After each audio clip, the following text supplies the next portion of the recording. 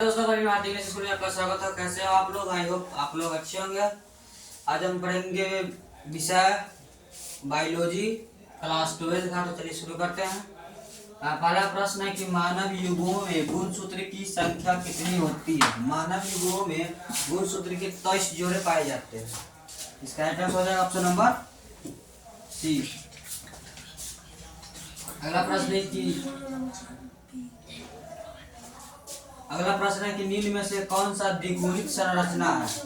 Option A अडाणु, option B भ्रूणपोष, option C युग्मज, option D इनमें से सभी। इसका राइट आंसर है ऑप्शन नंबर सी, युग्मज जो है द्विगुणित संरचना है। अगला प्रश्न है कि विशिष्ट में प्रजनन मुख्य किस माध्यम से होता है? ए मुकुलन, बी विखंडीकरण, ऑप्शन सी परागन और ऑप्शन डी इनमें से सभी द्वारा। राइट हो जाएगा ऑप्शन नंबर मुकुलन द्वारा। जो विशिष्ट में प्रजनन मुख्य की वृद्धि होता है वह मुकुलन द्वारा होता है। अगला प्रश्न है कि आर्थोट्रॉप्स बीजाणु निम्नलिखित में से किसमें पाया जाता है?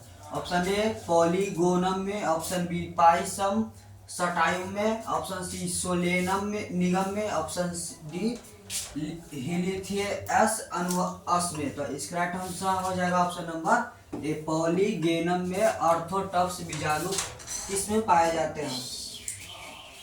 अगला प्रश्न है कि निम्नलिखित में से किस समूह में अगुणित पादप शरीर होता है? ए ऑप्शन ए आवृत बीजी, ऑप्शन बी अनावृत बीजी, option C pteridophytes, option D bryophytes. इसका राइट आंसर हो जाएगा ऑप्शन नंबर डी ब्रायोफाइट्स।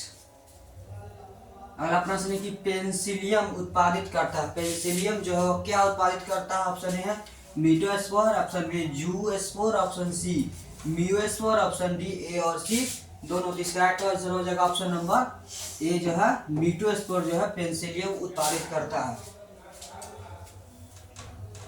अगला प्रश्न है कि निम्न में से कौन नर युग्म से संयोजन कर भ्रूणपोष बनता है? ऑप्शन ए निषकांड, option B antipodals, option C सहायक कोशिका, ऑप्शन डी द्वितीयक केंद्रक। तो इसका राइट आंसर हो जाएगा ऑप्शन नंबर डी द्वितीयक केंद्रक। अगला प्रश्न है कि निम्न में से किसका पुष्पासन खाया जाता है? निम्न में से किसका पुष्पासन खाया जाता है? ऑप्शन नंबर ए शरीफा का, ऑप्शन बी सेब का, ऑप्शन सी नारंगी का, ऑप्शन डी इनमें से सभी का। तो सेब का जो है वो पुष्पासन खाया जाता है। इसका राइट आंसर हो जाएगा ऑप्शन नंबर बी।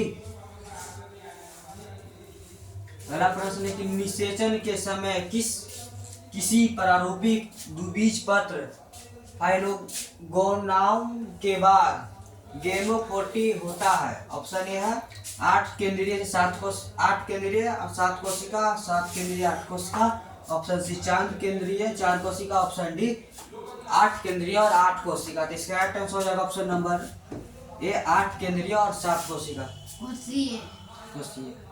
अगला प्रश्न है किसी सामान्य द्विबीजपत्री भ्रूणकोश में केंद्रक का अरेंजमेंट होता है? कैसे होता है? किसी सामान्य द्विबीजपत्री भ्रूणकोश में केंद्रक का अरेंजमेंट कैसे होता है? ऑप्शन ए है 3+3+2, ऑप्शन बी 2+3+3, ऑप्शन सी 3+2+3 और ऑप्शन डी 2+4+2। इसका राइट आंसर हो जाएगा ऑप्शन नंबर सी 3+2+3 के द्वारा सामान्य द्विबीजपत्री भ्रूणकोश का अरेंजमेंट होता है। अगला प्रश्न है कि आवृत बीजी में भ्रूणपोष होता है। आवृत बीजी में भ्रूणपोष होता है एक गुणित और ऑप्शन बी द्विगुणित और ऑप्शन सी त्रिगुणित, ऑप्शन सी चतुर्गुणित। इसका राइट आंसर ऑप्शन नंबर त्रिगुणित। आवृत बीज में भ्रूणपोष होता है त्रिगुणित होता है। अगला प्रश्न है कि 1000 परागकण से कितने पराग मातृ कोशिका का निर्माण होता है? Option A 200, option B 250, option C 300, option D 100। 1000 परागकण से 250 मातृ कोशिका का निर्माण होता है। इसका राइट आंसर हो जाएगा ऑप्शन नंबर बी। अगला प्रश्न है कि हीमोकोरियल अपारा निम्नलिखित में से किसमें पाया जाता है? ऑप्शन ए है बिल्ली में, ऑप्शन सी कुत्ता में, ऑप्शन सी मानव में, ऑप्शन डी घोड़ा में। इसका right answer option number D haemochorial जो है आहार वो मानव में पाया जाता है। अगला प्रश्न है कि मानव शुक्राणु के एक्रोसोम का निर्माण होता है कहाँ से होता है? मानव शुक्राणु के एक्रोसोम का निर्माण कहाँ से होता है? ऑप्शन ए है केंद्रक द्वारा, ऑप्शन सी लाइसोसोम द्वारा, ऑप्शन सी ग्लोजी निकाय द्वारा, ऑप्शन डी अंतःप्राद्वीय जालिका द्वारा। तो इसका right answer option number C, मानव शुक्राणु का जो एक्रोसोम का निर्माण होता है वो ग्लोजी के निकाय द्वारा होता है। अगला प्रश्न है कि मनुष्य में अपारा का निर्माण होता है, मनुष्य के अपारा का निर्माण होता है। ऑप्शन ए है एमिलियन द्वारा, ऑप्शन डी एलेंटोस द्वारा, ऑप्शन सी कोरियन द्वारा, ऑप्शन डी कोरियन तथा एलेंटोस द्वारा। मनुष्य में अपारा का निर्माण किसके द्वारा होता है? मनुष्य में अपारा का निर्माण होता है कोरियन द्वारा होता है। इसका right answer option number C. अगला प्रश्न है कि प्रोटेक्ट कैंसर के लिए प्रयुक्त प्रतीक एंजाइम क्लिनिक जांच के कौन सा है? Option A amylase, option C B क्षारीय फास्फेटेज, ऑप्शन सी आरजीटी पास, ऑप्शन डी अम्लीय फास्फेट। प्रोस्टेट कैंसर के लिए प्रयुक्त एंजाइम जो है वो है अम्लीय फास्फेटेज है, जिसका हो जाएगा ऑप्शन नंबर डी। अगला प्रश्न है कि परिपक्व शुक्राणु के शीर्ष पर एक टोपीनुमा संरचना पाई जाती है, उसे क्या कहते हैं? उसे क्या कहते हैं? ऑप्शन ए है agrosome, option B mesosome, option C episome, option D spherosome. इसका राइट आंसर हो जाएगा एक्रोसोम। परिपक्व शुक्राणु के शीर्ष पर टोपीनुमा संरचना पाई जाती है उसे कहते हैं एक्रोसोम। अगला प्रश्न है कि 4 प्राइमरी स्पर्मेटोसीटी से कितने शुक्राणु का निर्माण होता है? ऑप्शन ए है 4, option B 1, option C 16, option D 32। इसका राइट आंसर हो जाएगा ऑप्शन नंबर सी। अगला प्रश्न है कि कॉपर टी किसे रोकता है? और कॉपर टी जो है वो किसे रोकता है? ऑप्शन ए है अंडे की परिपक्वता का, ऑप्शन बी निषेचन का, ऑप्शन सी अंडशोथर का, ऑप्शन डी ए और सी दोनों थे। कॉपर टी जो है वह निषेचन को रोकता है। इसका right answer option number B. अगला प्रश्न है गर्भ निरोधक गोली में मौजूद प्रोजेस्टेरॉन किस कार्य के लिए होता है?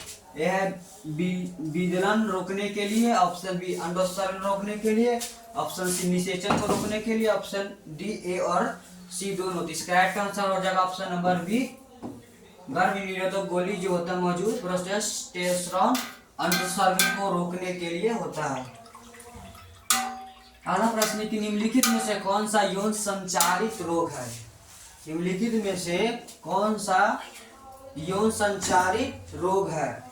ए सिफिलिस एवं गोनोरिया, ऑप्शन बी सिफिलिस एवं ट्यूबरकुलोसिस, ऑप्शन सी टीबी एवं अस्थमा, ऑप्शन डी डिप्थेरिया एवं प्लेग। इसका राइट आंसर हो जाएगा ऑप्शन नंबर ए सिफिलिस एवं गोनोरिया जो है वह संचारित रोग है। अगला प्रश्न है कि परख नली शिशुओं को उत्पादन करने में क्या करता है? परख नली जो है वो शिशुओं को उत्पादन करने में क्या करता है? निषेचन बाह्य होता है, वह भ्रूण का निर्माण अंदर होता है, और ऑप्शन बी निषेचन अंतः होते हैं वह भ्रूण का निर्माण बाह्य होता है, ऑप्शन सी निषेचन व भ्रूण का निर्माण दोनों ही अंदर होते हैं, ऑप्शन डी निषेचन भ्रूण निर्माण दोनों बाहर होते हैं। इसका राइट आंसर हो जाएगा ऑप्शन नंबर ए निषेच बाह्य होते हैं वह भ्रूण का निर्माण अंदर होता है। अगला प्रश्न है कि विभिन्नताएं अर्धसूत्री विभाजन के दौरान उजागर होती है। ऑप्शन ए है विलियम के कारण, ऑप्शन डी स्वतंत्रता संकलन के कारण, और ऑप्शन सी सहलगामिता के कारण, और ऑप्शन बी ए और बी दोनों। तो विभिन्नताएं अर्धसूत्री विभाजन किसके द्वारा उजागर होती है? विलियम के कारण भी होता है और स्वतंत्र संकलन के कारण होता है। इसका राइट आंसर हो जाएगा ऑप्शन नंबर डी हो जाएगा इसका राइट आंसर। अगला प्रश्न है विनियम के किस अवस्था की विशेषता है? विनियम की किस अवस्था की विशेषता है? ऑप्शन ए है leptotene, option B zygotene, option C pachytene, option D diakinesis. इसका राइट आंसर हो जाएगा ऑप्शन विनियम की अवस्था कौन है? पैकिटीन है। अगला प्रश्न है कि एक जीन जोड़ा दूसरे जीन जोड़ा के प्रभाव को दबा देता है, इस घटना को क्या कहते हैं? एपिस्टैसिस, ऑप्शन बी प्रभावित, ऑप्शन सी उत्परिवर्तन, ऑप्शन डी उत्परिवर्तन। इसका राइट आंसर हो जाएगा ऑप्शन नंबर एपिस्टैसिस। अगला प्रश्न है कि मेंडल के नियम का एक अपवाद है, मेंडल का एक नियम का एक अपवाद है, ए प्रभावित, ऑप्शन बी युग्मक की शुद्धता, और ऑप्शन सी सहलगनता, ऑप्शन डी स्वतंत्र अपयूहन। इसका राइट आंसर हो जाएगा ऑप्शन नंबर सहलगनता। मेंडल का जो नियम है वह सहलगनता है। अगला प्रश्न है कि मेंडल ने प्रतिपादित किया, मेंडल ने क्या प्रतिपादित किया है? ऑप्शन ए सहलगनता के नियम, ऑप्शन बी आनुवंशिकता का नियम, और ऑप्शन सी ए और बी दोनों, और ऑप्शन डी इनमें से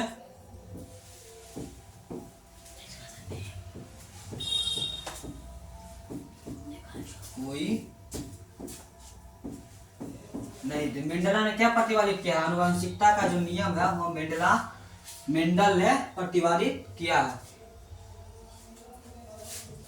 अगला प्रश्न है कि जीन अभिव्यक्तियों का नियंत्रण किनके स्तर पर होता है? ऑप्शन ए प्रतिलेखन, ऑप्शन बी अनुवादन, और ऑप्शन सी डीएनए प्रकृति, और ऑप्शन डी ए और बी दोनों। तो जीन अभिव्यक्ति का नियंत्रण जो होता है वो अनुवादन के भी होता है और डीएनए प्रकृति का भी होता है, जिसका राइट आंसर हो जाएगा ऑप्शन नंबर डी हो जाएगा इसका। जीन अभिव्यक्ति का नियंत्रण जो होता है अनुवादन और डीएनए प्रकृति के द्वारा भी होता है। अगला प्रश्न है कि आरएनए के किस रूप की संरचना त्रिपर्णी जैसी होती है? आरएनए की किस रूप की संरचना त्रिपर्णी जैसी होती है? ऑप्शन ए है mRNA, और option B RNA, option C hnRNA, और ऑप्शन iRNA। तो इसका राइट आंसर हो जाएगा ऑप्शन नंबर डी iRNA की संरचना त्रिपर्णी जैसी होती है। अगला प्रश्न है कि डीएनए खंड जो समान अग्र तथा पश्च के कोड को पढ़ता है तो क्या कहलाता है? ऑप्शन ए है पेलिड्रोमिक दाना, ऑप्शन बी प्लाज्मिडमा डीएनए, और ऑप्शन सी पूरक डीएनए, और ऑप्शन डी प्रतिलिपि डीएनए। इसका राइट आंसर हो जाएगा ऑप्शन नंबर पेलिड्रोमिक दाना जो है डीएनए खंडों को समान अग्र तथा पहचान कोड को पढ़ने में मदद करता है। अगला प्रश्न है कि निम्न में से कौन मोबाइल आनुवंशिकता पदार्थ है? इनमें से जो कौन है जो मोबाइल आनुवंशिकता पदार्थ है? ऑप्शन ए है खंडित जीन, ऑप्शन बी ट्रांसपोजन, और ऑप्शन बी ट्रांसपोजन, ऑप्शन बी और सी दोनों। इसका मोबाइल का जो आनुवंशिकता पदार्थ है वो ट्रांसपोजन भी है और खंडित द्वारा। इसका right answer option number B और सी दोनों हो जाएगा। अगला प्रश्न है कि निम्न में से कौन प्रारंभ कूट है? ऑप्शन ए है यूएजी एवं यूजीए, ऑप्शन बी एयूजी एवं जीयूजी, और ऑप्शन सी यूएए एवं यूएजी, ऑप्शन डी यूएए एवं यूजीए। इसका राइट आंसर ऑप्शन नंबर जो बी है जो एयूजी और जेयूजी है वह प्रारंभिक कूट है। अगला प्रश्न है क्रॉसिंग ओवर किस अवस्था में होता है? क्रॉसिंग ओवर जो होता है वो किस अवस्था में होता है? Option A leptotene, option B cytokinesis, option B pachytene, option D diakinesis. इसका राइट आंसर हो जाएगा option number C pachytene. Crossing over जो होता है वो पैकिटीन की अवस्था में होती है। अगला प्रश्न का प्रेन मॉडल किसने प्रस्तावित किया था? प्रेन मॉडल जो वह किसने प्रस्तावित किया था? ऑप्शन ए है वास्टन्स तथा क्रिक, ऑप्शन बी नीरबर्ग ने, और ऑप्शन सी जैकोब तथा मोनार्ड ने, ऑप्शन डी इनमें से कोई नहीं। इसका राइट आंसर हो जाएगा ऑप्शन नंबर सी जैकोब तथा मोनार्ड ने और प्रेन मॉडल प्रस्तावित किया था। अगला प्रश्न है कि डीएनए अणु में साइटोसिन 18% है, तो एडेनिन का प्रतिशत क्या होगा? ऑप्शन ए है 34%, option C 36%, option C 85%, option D 32%। इसका राइट आंसर हो जाएगा ऑप्शन नंबर 18%। एडेनिन का प्रतिशत क्या होगा? 32% होगा। इसका राइट आंसर हो जाएगा ऑप्शन नंबर डी। अगला प्रश्न है कि निम्नलिखित में कौन चार ग्राफ नियम के मुताबिक सही है? निम्नलिखित में से कौन चार ग्राफ नियम के मुताबिक सही है? ऑप्शन ए है A plus G T plus C, option B है ए बराबर सी, और ऑप्शन है बराबर T, option D A plus T C plus G one. इसका राइट आंसर हो जाएगा option number A plus G T plus C, जो है चार ग्राफ नियम के मुताबिक है। अगला प्रश्न है कि डीएनए हेलिक्स के एक चक्रण में होता है। डीएनए हेलिक्स के एक चक्रण में होता है। Option A 2 nm, option B 20 nm, option C 3.4 nm, option D 34 nm। जिसका राइट आंसर हो जाएगा ऑप्शन नंबर सी 3.4 nm, जो होगा डीएनए हेलिक्स के एक चक्रण में होता है। ऑप्शन अगला प्रश्न है कि पॉपुलेशन आनुवंशिकी में कौन सा समीकरण आनुवंशिक संतुलन को प्रदर्शित करता है? ऑप्शन ए है पी प्लस क्यू स्क्वायर बराबर P square plus 2 P Q plus Q square. अगला ऑप्शन बी है पी प्लस 2 बराबर P square plus Q, option C है पी प्लस क्यू बराबर 2 पी क्यू, और ऑप्शन डी है इनमें से कोई नहीं। इसका राइट आंसर हो जाएगा option number A P plus Q square बराबर P square plus 2 P Q plus Q square हो जाएगा इसका राइट आंसर।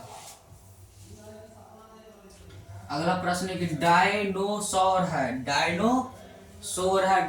जो है वो क्या है? अगला प्रश्न है जीवित सरीसृप, ऑप्शन विलुप्त सरीसृप, ऑप्शन सी आदिम सरीसृप, और ऑप्शन डी विलुप्त उभयचर। डायनासोर क्या है? डायनासोर अब खत्म हो चुका है, अब नहीं है, तो क्या हो जाएगा? ऑप्शन नंबर बी विलुप्त सरीसृप। डायनासोर है विलुप्त सरीसृप। अगला प्रश्न है कि जीवाश्म सामान्यतः किसमें पाया जाता है? जीवाश्म सामान्यतः किसमें पाया जाता है? ऑप्शन ए है रूपांतरित चट्टान में, और ऑप्शन बी आग्नेय चट्टान में, ऑप्शन सी तलीय टी चट्टान में, ऑप्शन डी इनमें से सभी। इसका right answer option number C तलीय टी चट्टान जो है वह जीवाश्म सामान्यतः में पाए जाते हैं। इसका right answer option number C. अगला प्रश्न है कि स्टेनले मिलर प्रयोग बताता है। ऑप्शन ए है रसायनवाद, ऑप्शन बी अजीवोत्पत्ति मत, ऑप्शन सी जीवोत्पत्ति मत, ऑप्शन डी पेनजेनेसिस। इसका right answer option number A रसायनवाद। स्टेनले मिलर का प्रयोग बताता है रसायनवाद। अगला प्रश्न है कि रेट्रो विषाणु निम्न में से किस बीमारी का रोग जनक है? रेट्रो विषाणु जो है इसमें से किस बीमारी का रोग जनक है? ऑप्शन ए है filaria, option B syphilis, option C AIDS, option D B और सी दोनों। तो रेट्रो विषाणु जो है वह एड्स के रोग जनक है। इसका राइट आंसर हो जाएगा ऑप्शन नंबर सी। अगला प्रश्न है कि टी लिम्फोसाइट किसमें उत्पन्न होता है? टी लिम्फोसाइट जो होगा किसमें उत्पादन होता है? ऑप्शन ए यकृत में, ऑप्शन बी थाइमस में, ऑप्शन सी अस्थित मज्जा में, ऑप्शन डी बी और सी दोनों। तो टी लिम्फोसाइट जो है वह अस्थित मज्जा में उत्पन्न होता है। अगला प्रश्न है कि इनमें से कौन स्वर प्रतिरक्षा रोग का उदाहरण है? ऑप्शन ए है दामा, option B lipoprotein, option C glycoprotein, option D इनमें सभी। इसका राइट आंसर हो जाएगा ऑप्शन नंबर बी लाइप्रोप्रोटीन। अगला प्रश्न है कि एंटीबॉडीज जो हमारे शरीर में है वह क्या है? हमारे शरीर में जो एंटीबॉडी जो है वह क्या है? ऑप्शन नंबर ए है steroid, option B lipoprotein, option C glycoprotein, option D इनमें से इनमें से सभी। तो हम एंटीबॉडी जो वह हमारे शरीर में वो क्या है? लाइकोप्रोटीन जो है वह हमारे शरीर में एंटीबॉडी है। इसका राइट आंसर हो जाएगा ऑप्शन नंबर सी। अगला प्रश्न कि मनुष्य में दादा की बीमारी होती है। मनुष्य में दादा की बीमारी होती है। ऑप्शन ए जीवाणु द्वारा, ऑप्शन बी कवक द्वारा, ऑप्शन सी विषाणु द्वारा, ऑप्शन डी कृमि द्वारा। तो मनुष्य में दादा की बीमारी जो होती है वह कवक द्वारा होता है। इसका राइट आंसर हो जाएगा ऑप्शन नंबर बी। अगला प्रश्न है कि निम्नलिखित में कौन सा एंटीबॉडी एलर्जी शुरू करता है। ऑप्शन ए है आईजीएम और ऑप्शन बी आईजीई और option D IgD, option D IgA. Antibody allergy जो शुरू करता है वह आईजीए। इसका right answer option number B IgA जो है एंटीबॉडी जो है ना आईजीई एलर्जी शुरू करता है। अगला प्रश्न है कि हेरोइन है। हेरोइन है हेरोइन है ऑप्शन ए है monoacetyl morphine, option option B है triacetyl morphine, option C diacetyl morphine, option D tetraacetyl morphine. इसका राइट आंसर हो जाएगा हेरोइन जो है वह डाईएसिटाइल मॉर्फिन है।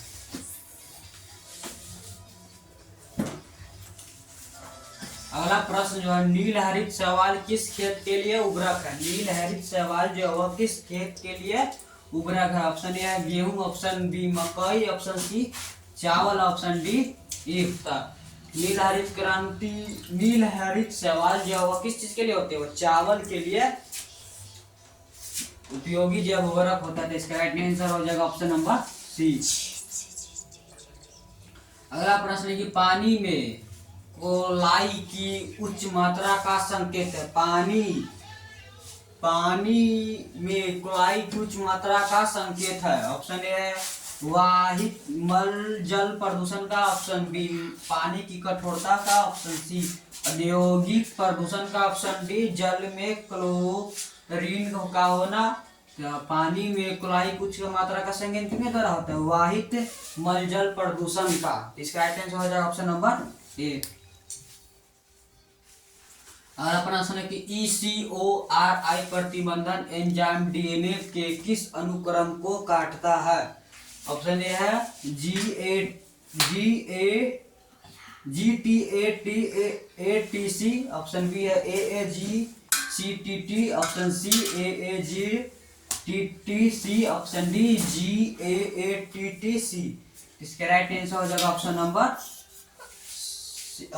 सी जो है उसका हो जाएगा। ECORI प्रतिबंधन एंजाइम डीएनए को किस अनुक्रम को काटता है, AAGTTC को। ECORI प्रतिबंधन एंजाइम जो है वह GAATC को काटता है। अगला प्रश्न है कि किसी कोशिका में बाहरी डीएनए को प्रवेश कराने का कौन सा तकनीक है। किसी कोशिका को बाहरी डीएनए प्रवेश कराने का कौन सा एक तकनीकी है। ऑप्शन है निहत्थे रोग जनित का प्रयोग करके, ऑप्शन बी माइक्रोजेक्शन द्वारा, ऑप्शन सी जीन गन द्वारा, ऑप्शन डी इनमें से सभी। इसका राइट आंसर हो जाएगा जीनी गन द्वारा कोशिका को डीएनए प्रवेश कराने का एक तकनीक है। अगर प्रश्न है कि पॉलीमेरी श्रृंखला पेशियां निम्न के लिए आवश्यक है। ऑप्शन बी है डीएनए संश्लेषण को, ऑप्शन बी डीएनए संवर्धन को, ऑप्शन सी प्रोटीन संश्लेषण को, ऑप्शन डी एमिनो अम्ल संश्लेषण को। इसका राइट आंसर हो जाएगा ऑप्शन नंबर बी डीएनए संश्लेषण को। अगला प्रश्न है कि पॉलीमेरेज श्रृंखला अभिक्रिया का क्या कार्य है। ऑप्शन ए है प्रतिलेखन, ऑप्शन बी स्थानांतरण, ऑप्शन सी ए और बी दोनों, ऑप्शन डी डीएनए प्राधिकरण। इसका राइट आंसर हो जाएगा ऑप्शन नंबर डी डीएनए प्राधिकरण जो है पॉलीमेरेज श्रृंखला का अभिक्रिया का कार्य है। नीचे बैठ। अगला प्रश्न है कि अनुवंशिकीय अभियांत्रिकी में प्रयुक्त आणविक कैंची है। Option A DNA ligase, option B DNA polymerase, option C helicase, option D restriction endonuclease. इसका राइट आंसर हो जाएगा option number D restriction endonuclease. अगला प्रश्न है कि डीएनए को देखने के लिए प्रयुक्त है। डीएनए को देखने के लिए प्रयुक्त है। ऑप्शन ए है ethidium bromide, option B aniline blue, option C safranin, option B fast green. इसका राइट आंसर हो जाएगा ऑप्शन नंबर डीएनए को देखने के लिए प्रयुक्त है इथिडियम ब्रोमाइड। अगला प्रश्न है कि आनुवंशिकता संशोधित फसलों का उत्पादन किया जा सकता है। आनुवंशिकता संशोधित फसलों का उत्पादित किया जा सकता है वह है ऑप्शन नंबर ए सूक्ष्म प्रजनन द्वारा, ऑप्शन बी पारा प्रजनन द्वारा, ऑप्शन सी पूर्ण योगज डीएनए प्रौद्योगिकी द्वारा, ऑप्शन डी कायिकी संकरण द्वारा। इसका राइट आंसर हो जाएगा ऑप्शन नंबर सी पूर्ण योगज डीएनए प्रौद्योगिकी द्वारा। अगला प्रश्न है कि एडिनोसिन डीएमिनेज की कमी को किस प्रकार दूर किया जा सकता है। ऑप्शन ए जीन थेरेपी द्वारा, ऑप्शन बी एंटीबायोटिक्स बनाकर, ऑप्शन सी मानव वृद्धि हार्मोन द्वारा, ऑप्शन डी इंटरफेरॉन का उत्पादन करके। एडिनोसिन डीएमिनेज की कमी को जीन थेरेपी द्वारा दूर किया जा सकता है।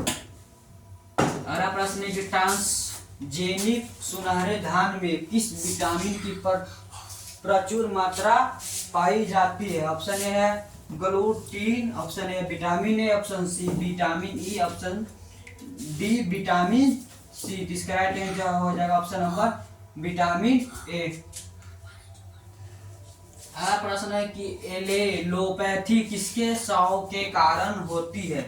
एलेलोपैथी किसके स्राव के कारण होती है। ऑप्शन ए है nectar, option B vitamins, option C आविश, ऑप्शन डी फेरोमोन। इसका राइट आंसर हो जाएगा ऑप्शन नंबर सी जो है वह आविश द्वारा होता है। एलेलोपैथी किसके स्राव के कारण होता है तो वह आविश। अगला प्रश्न है कि जलमग्न पौधे में रंध्र रहते हैं। जलमग्न पौधे में रंध्र रहते हैं। ऑप्शन ए है दोनों सतह पर बराबर, ऑप्शन बी ऊपरी सतह पर, ऑप्शन सी किसी भी सतह पर नहीं होते, ऑप्शन डी निचले सतह पर होते हैं। इसका राइट आंसर हो जाएगा जलमग्न पौधे रंध्र जो होगा किसी भी सतह पर नहीं होते। अगला प्रश्न है कि पृथ्वी के निकट का वायुमंडल का क्षेत्र कहलाता है। वायुमंडल पृथ्वी के निकट का वायुमंडल का क्षेत्र कहलाता है। ऑप्शन ए है stratosphere, option B mesosphere, option D troposphere, option D thermosphere. इसका राइट आंसर हो जाएगा ऑप्शन ट्रोपोस्फीयर द्वारा पृथ्वी के निकट वायुमंडल का क्षेत्रफल कहलाता है। अगला प्रश्न है कि मृदु जलीय तालाबों में उर्वरक डाले जाने से क्या होता है। ऑप्शन ए है जलीय जंतुओं का वृद्धि, ऑप्शन बी मछलियों की आबादी की कमी, ऑप्शन सी जलीय पौधे की मृत्यु, ऑप्शन डी सुपोषण।